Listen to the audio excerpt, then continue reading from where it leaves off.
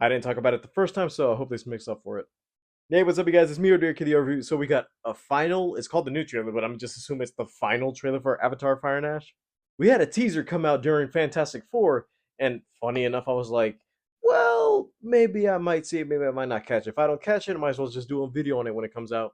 And strangely enough, it was one of those days where I came early, and yeah, I saw the trailer in the big screen for the first time, and I thought, huh, not a lot is being said, but also we're seeing a couple scenes shown as if this was actually shown at a con where we're not seeing anything but reveal after reveal. Oddly enough, I didn't expect to actually be excited for a third Avatar because I thought, okay, I got into it late, not exactly back in 2009 like other people did, because I was like, yeah, my avatar is Aang, not these blue cats. That's my avatar. I got around to watching the first one and I thought, you know what? It's not bad. It's like what everybody said, Dancing with Wolves in parts, but I'm like, yeah, all the animation in there, all the actual technology used to make these creatures, I was like, yeah, they feel cinematic and they almost feel real in a way.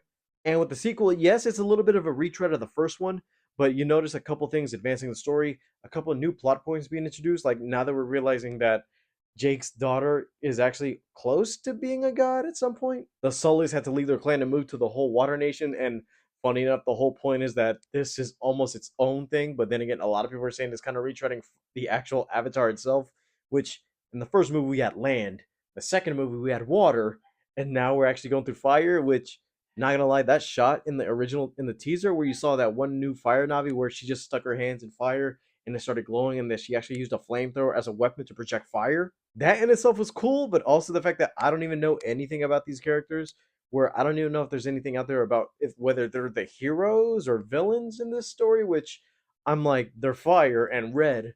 Red is bad to my logic, which I'm like, red is always bad, even in real life. But let's take a look at what this trailer is going to show, because I feel like not a lot was mentioned in the teaser, but let's see if a lot of things are going to be shown or a couple things will be explained more, because I'm like, yeah, after what happened last time, I wonder how things are going to work out since you also see humans attacking them in this trailer also. Enough talk, let's get to the trailer.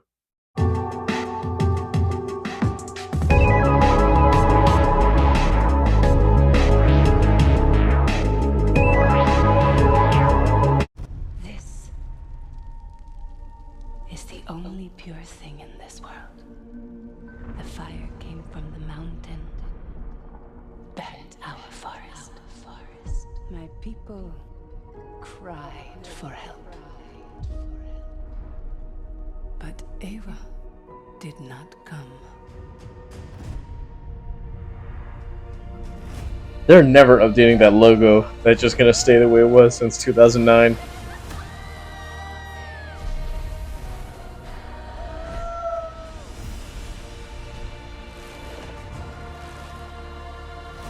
This world goes much deeper than you imagine.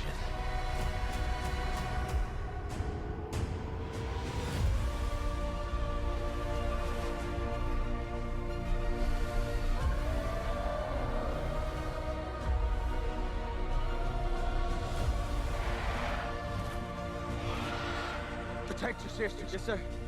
Stay under cover.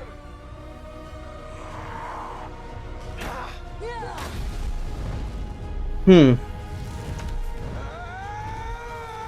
What does that always say? Sully stick together. No, the other one. Sully never quits. That's right. Sully's never quit. Oh. How do you still live? What if every human being on Earth could live here without a mask? Then the Na'vi people will be gone. That's new.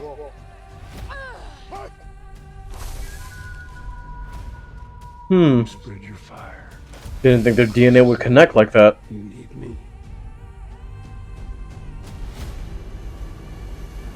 We must fight! I call upon the warrior mother.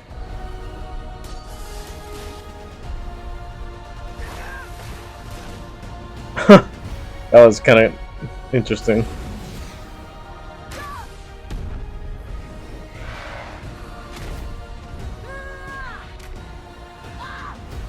I'll kill you! I swear!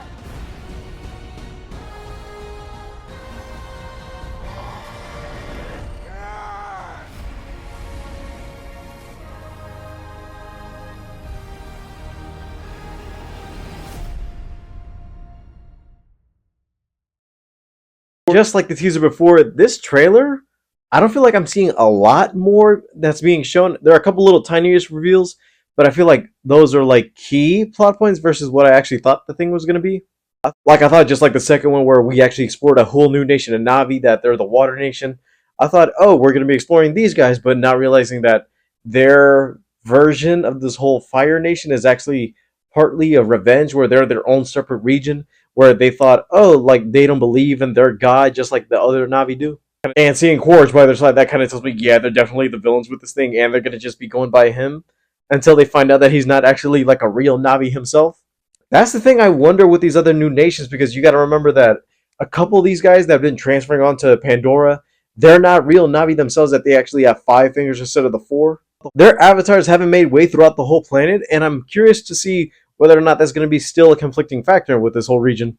And also seeing as though they can actually have humans connect with other animals in their species, because before I thought, okay, that's just a Navi thing where they can just connect to the host and actually interact with the animals, actually use them to control and actually be the whole connection to the Earth itself. And when I mean Earth, I mean planet. That's something I didn't expect was possible, and I guess that kind of expands the thing where the actual humans can live on Pandora versus before they had to wear helmets and they use the avatars as their actual host beings to actually run around and explore.